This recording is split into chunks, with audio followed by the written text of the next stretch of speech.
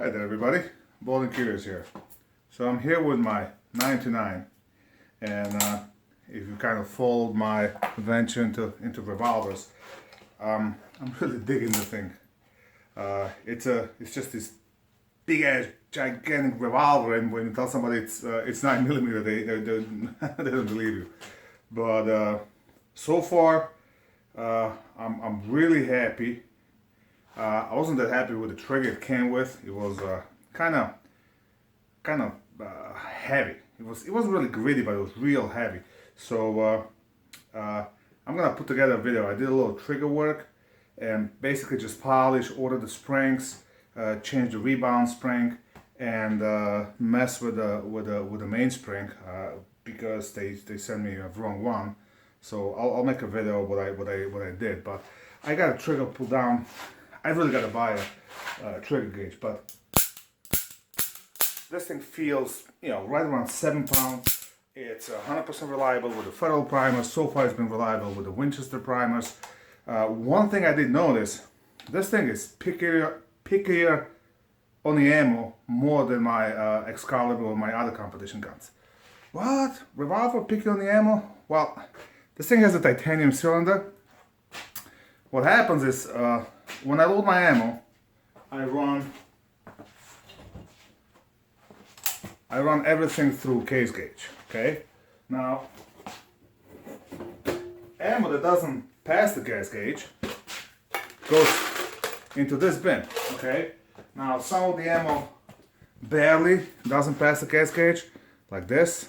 You see, it's just a little proud. Some of it is only gets like halfway. So, what I do is, all that goes in the bin, and I shoot it at practice. And usually, I'd say about 99% of those go boom. Most of them, they don't go boom. It's just because they don't go in the battery if the case is messed up or something like this. So, when I shoot that ammo in this gun, what happens is it'll go bang, bang, bang. Then you go open the cylinder, and you like freaking trying to get the cases out, and you're hammering on it because it doesn't work. With the case gauge ammo, the ammo that I take to my competitions, you pretty much just flip it up and it goes out without touching it. So it is it's not really that picky on the ammo, I should say. It's picky on the brass. Now the moon clips I bought so far, I think it came with like a 3 or 4 moon clips, and I bought these cheap ones on the Amazon. So far they've been working good. I know I should get like a TK custom, but they freaking $50 or something for a set of 10, so they're kind of expensive. So these were 10 for $20, and they've been working fine. One thing I'm kind of still debating is the grip. Whether I should keep the this. I'm afraid sticking my thumb way up there, so I've been doing this crossover, and that seemed to be working. Working fine. I just gotta keep reminding myself. But I'm all into these revolvers now. I'm even debating getting another one. For IDPA shooting, and just stick with the revolvers for next year. Sure as hell's gonna give a trigger finger workout.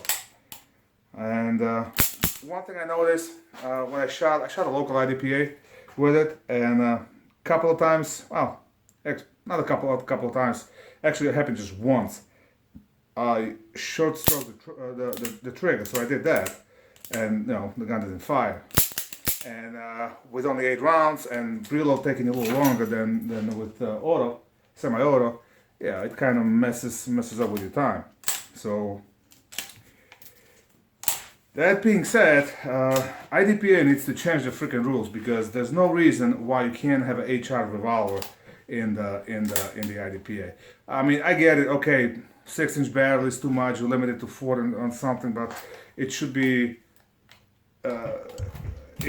allowed to have an HR, and even if it means that you should head to head with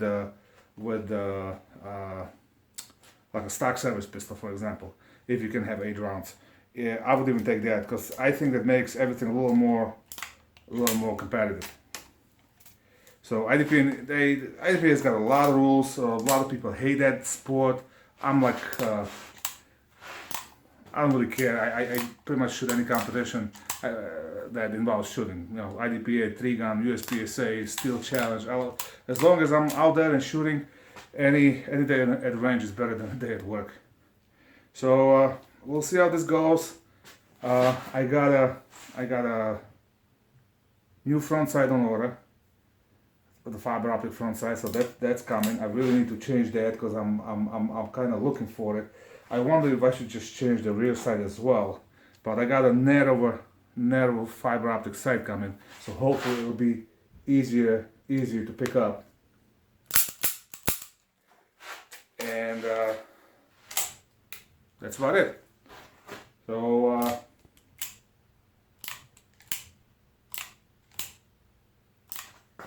let me show you. The single action now on this thing is silly. See that? That's like, single action now has gotta be like less than a pound. I mean, you barely touch it. No, given it's probably not safe, obviously not safe for a carry, but this is a competition gun, and you pretty much never shoot it single action unless there's like a long distance shot and you take a second. Other than that, it's all double action. Enough rambling. So any of you looking to get into revolvers, you know, I'm all thumbs up so far. As always, have fun, keep shooting.